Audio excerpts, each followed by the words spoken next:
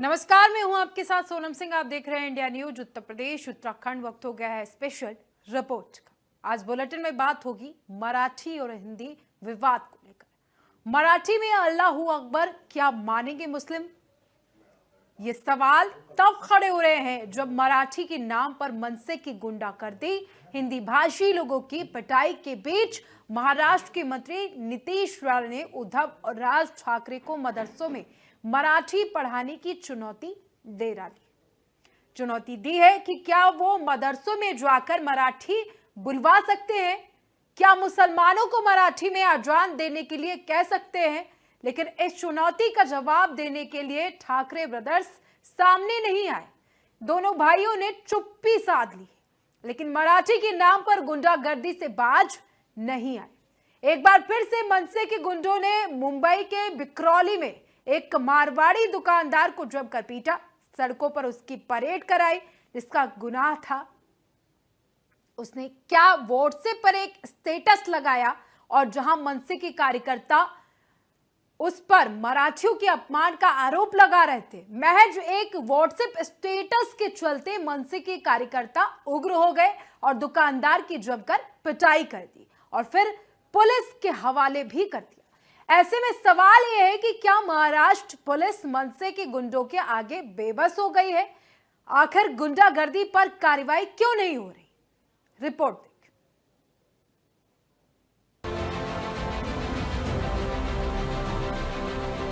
पाठशाला काय को जरूरत है? मदरसा में मराठी चालू करो ना, सबसे आसान है।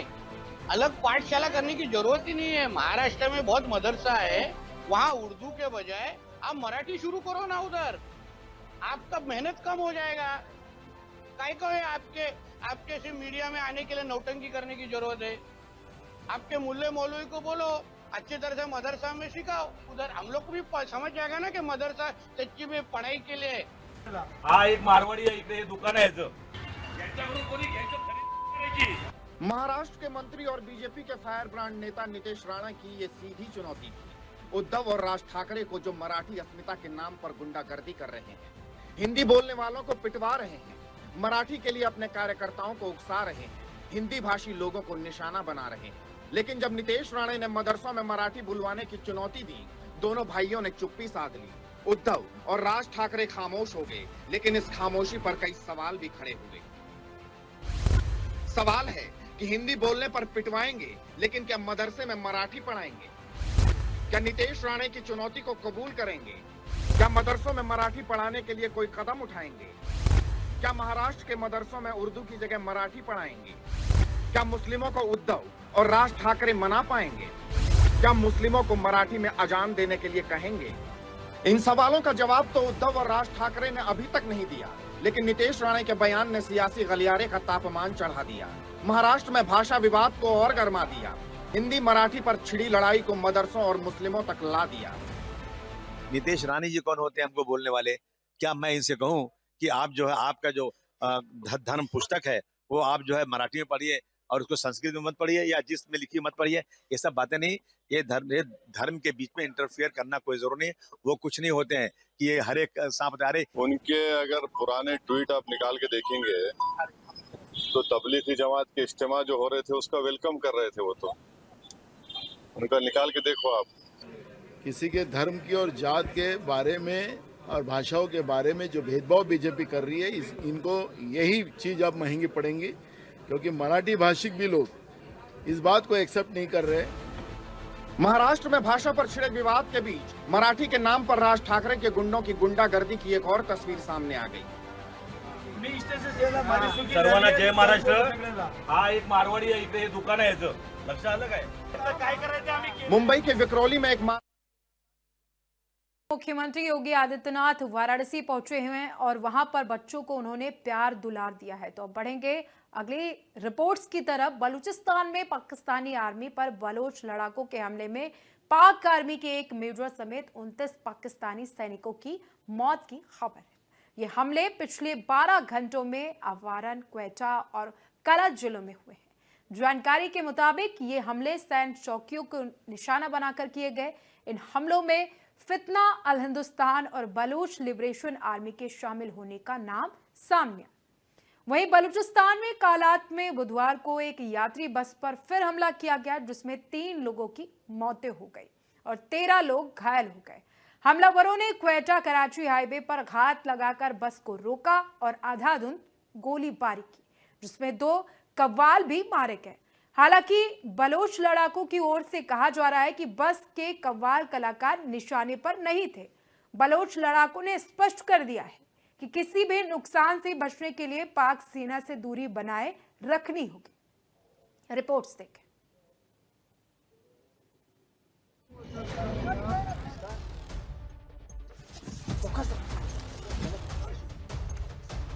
फतेह स्क्वाड और जिराब का खूनी खेल।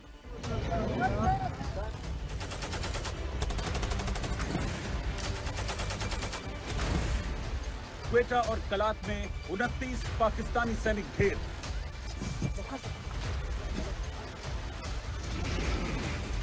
बीएलएफ मुनीर की सेना को मौत बांट रही है।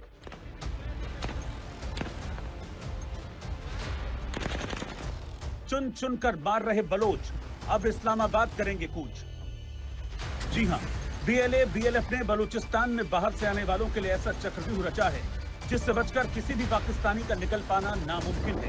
खासतौर पर पाकिस्तानी फौज के लिए तो अभेद्य युद्ध नीति अपनाई जा रही है ताकि फील्ड मार्शल मुनीर तक ये मैसेज पहुंचाया जा सके कि बलूचिस्तान में घुसने की सोचना भी मत।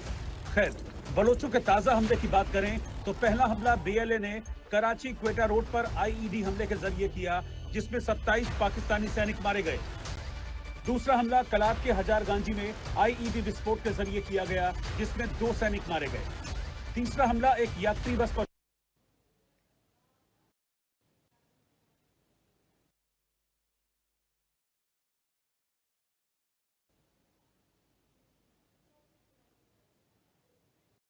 तो अब बात एक खास रिसर्च की, एक ऐसी रिसर्च जो आपके और हमारे मन में चल रहे कई सवालों का जवाब दे सकती है। जी हाँ, हम बात कर रहे हैं इस धरती के पार किसी दूसरी धरती की, उस धरती की जहां हमारे जैसे ही शायद कुछ लोग बसते होंगे। अब आप सोच रहे होंगे कि हम आखिर ऐसा क्यों कह रहे हैं।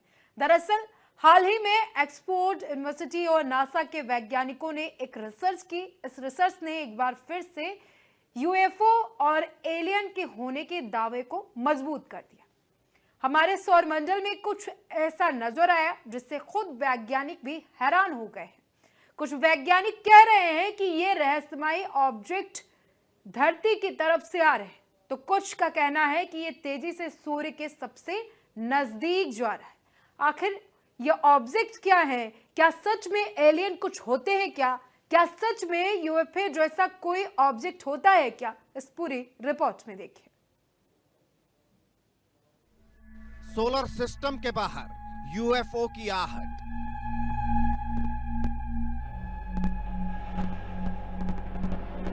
वो दूसरे ग्रह से आ रहा है, दुनिया को डरा रहा है।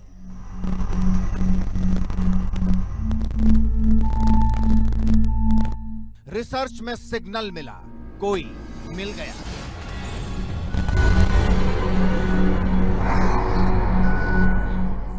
धरती के उस पार एलियन का संसार।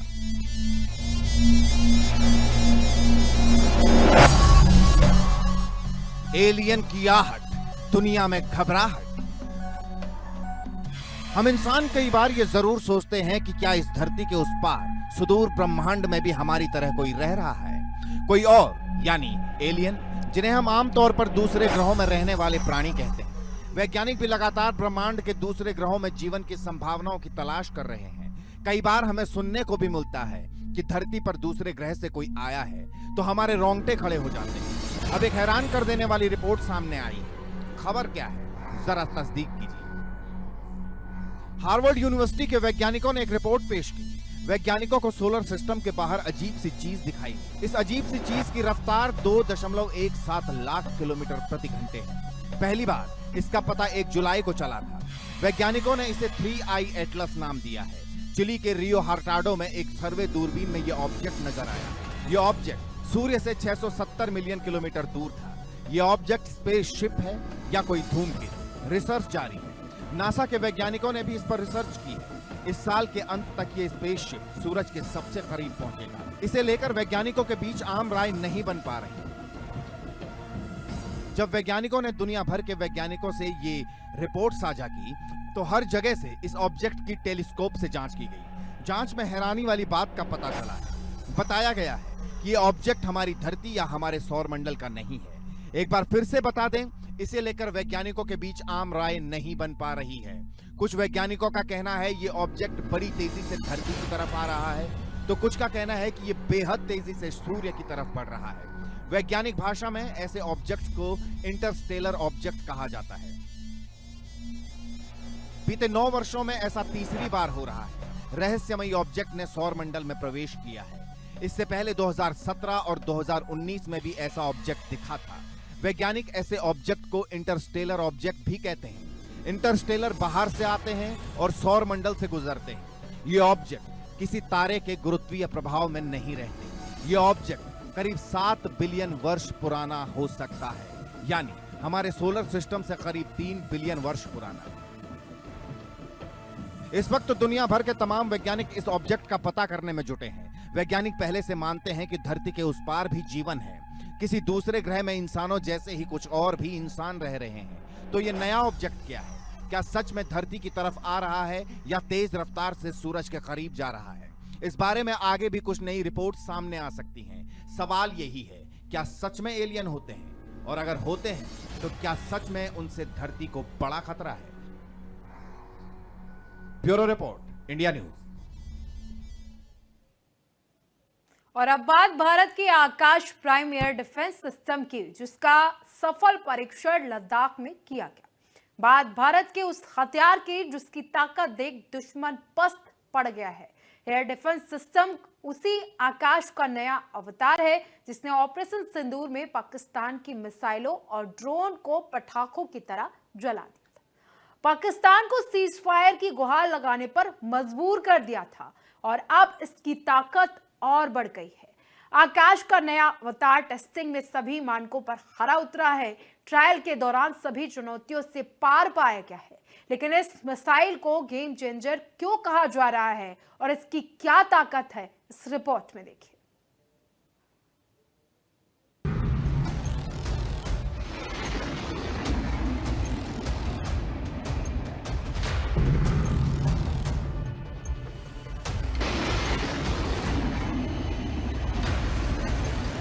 आकाश का नया अवतार, सरहद पार मचा हाहाकार।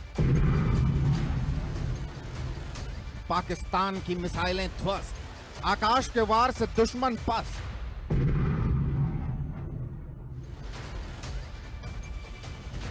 स्वदेशी एयर डिफेंस सिस्टम, दुनिया देखेगी आकाश का दम। आकाश के प्रहार की इस तस्वीर को देख चीन पाकिस्तान में खलबली मच गई। भारत के आकाश का रौद्र रूप देख शहबाज और जिनपिंग की धड़कनें बढ़ गई। आकाश के नए अवतार को देखकर हिंद के दुश्मनों की नींद उड़ गई। मुनीर और जिनपिंग की सांसें तब अटक गई जब भारतीय सेना और डीआरडीओ ने आकाश प्राइम डिफेंस सिस्टम का लद्दाख में सफल परीक्षण किया। आकाश प्राइम को लद्दाख में 15,000 फीट की ऊंचाई पर टेस्ट किया गया। आर्मी और डीआरडीओ के अधिकारियों के सामने इसका परीक्षण हुआ।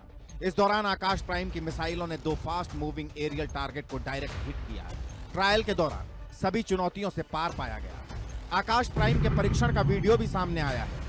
वीडियो में देखा जा सकता है कि आकाश डिफेंस सिस्टम का लक्ष्य तेजी से हवा में उड़ रहा है। इसके बाद मिसाइल लॉन्च होती है और कुछ सेकंड के अंदर लक्ष्य तबाह कर लेती है। ये वही आकाश एयर डिफेंस सिस्टम का एडवांस वर्जन है जिसने पाकिस्तान की मिसाइलों और ड्रोन को पटाखों की तरह जला दिया था। पाकिस्तान की सेना में हाहाकार मचा दिया था। शहबाज, मुनीर को पस्त कर दिया था। ऑपरेशन सिंदूर में गेम चेंजर साबित हुआ था और अब इससे भी विनाशक आकाश प्राइम दुश्मनों के छक्के छुड़ाने के लिए तैयार है। इसकी खासियत की बात करें तो आकाश प्राइम में एक स्वदेशी रेडियो फ्रीक्वेंसी सीकर है जो सटीकता के साथ तेजी से चलने वाले टारगेट को ट्रैक करने और नष्ट करने में सक्षम बनाता है। यह हेलीकॉप्टर, लड़ाकू विमान और ड्रोन को आसानी से टारगेट करने में सक्षम है। जमीन से 20 किलोमीटर तक की ऊंचाई पर ऑपरेशन करने में सक्षम है। आकाश प्राइम 20 से 45 किलोमीटर की दूरी तक टारगेट को भेज सकता है। एक साथ 64 लक्ष्यों को ट्रैक कर 12 पर हमला कर सकता है।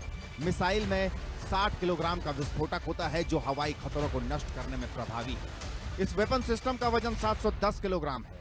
आकाश प्राइम पूरी तरह से पोर्टेबल है और इसे वाहनों पर तैनात किया जा सकता है। आकाश पूरी तरह से स्वदेशी एयर डिफेंस मिसाइल सिस्टम है, जिसे डीआरडीओ ने विकसित किया है। ये सतह से हवा में मार करने वाली मिसाइल है, जिससे किसी भी फाइटर जेट, क्रूज मिसाइल और बैलिस्टिक मिसाइल को आसानी से निशाना बनाया जा सकता है।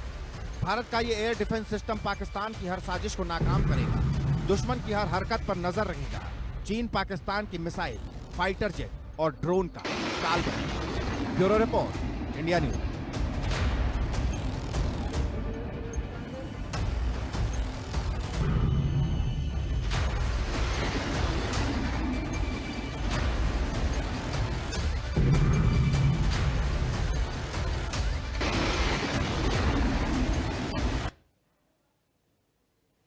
पाकिस्तान पहले भारत की एयर स्ट्राइक से बेहाल था, जैसे तैसे खुद को संभाल ही रहा था कि बाढ़ की ऐसी मार मारी है कि अब सब कुछ डूब गया है। 1/3 पाकिस्तान इस वक्त बाढ़ के पानी से सराबोर है। 26 जून से लगातार हो रही मूसलाधार बारिश और अचानक आई बाढ़ ने तबाही मचा कर रख दिया है। अब तक कम से कम 200 लोगों की मौतें हो चुकी हैं। वहीं इस दौरान 300 लोग घायल भी बताए जा रहे हैं। रावलपिंडी, चकवाल आसपास के इलाकों में भारी बारिश की वजह से नदियां प्रचंड उफान पर हैं। लाहौर, चकवाल, अटक, झेलम, खुशाब, सरगोधा, गुजरावाला, फैसलाबाद, सियालकोट, हाफिजाबाद में पानी ही पानी दिख रहा है। सभी जगह रेन इमरजेंसी घोषित की गई है। रावलपिंडी और इस्लामाबाद में केवल 15 से 18 घंटों में 230 से 240 मिलीमीटर तक बारिश दर्ज की गई, जिससे भारी जल भराव और बाढ़ की स्थिति उत्पन्न हो गई। सड़क पर राहत बचाव के लिए सायरन बज रहे हैं, यानी बाढ़ से हैरान है पाकिस्तान, परेशान है। रिपोर्ट देखिए।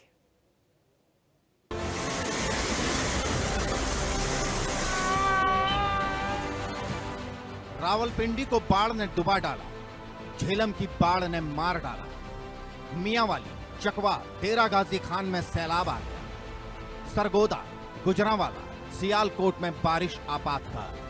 तस्वीरों को देखिए, कैसे हर तरफ सैलाब ही सैलाब है, जिसे देख हर कोई हैरान है। इतना पानी की कारें तिनके की तरह बह रही हैं। सैलाब में कुछ दिखाई नहीं दे रहा, जैसे अब इस पाकिस्तानी पत्रकार को देखिए, कैसे ये बाढ़ प्रभावित क्षेत्र की रिपोर्टिंग कर रहा है, बता रहा है रावलपिंडी में कैसे इतना पानी आ गया। आप रावलपिंडी के लोगों का दर्द सुनिए, कैसे उनकी जान इस पानी में फंसी हुई है।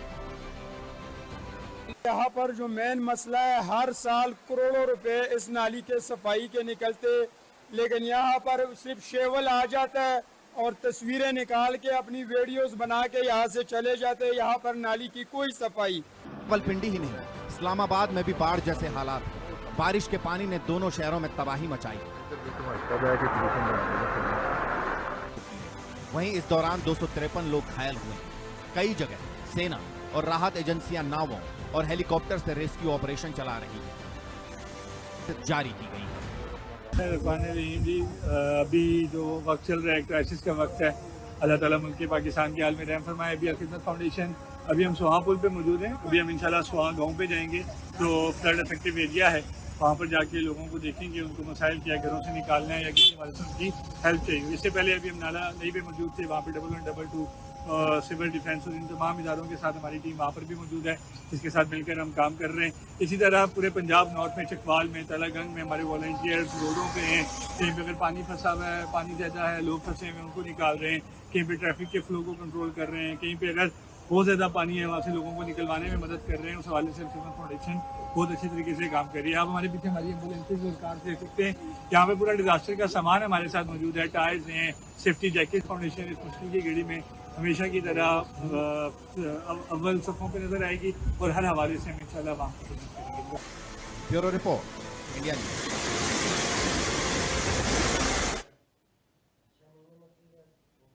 फिलहाल स्पेशल रिपोर्ट पे मेरे साथ अभी के लिए इतना ही। देखते रहे इंडिया न्यूज उत्तर प्रदेश, उत्तराखंड।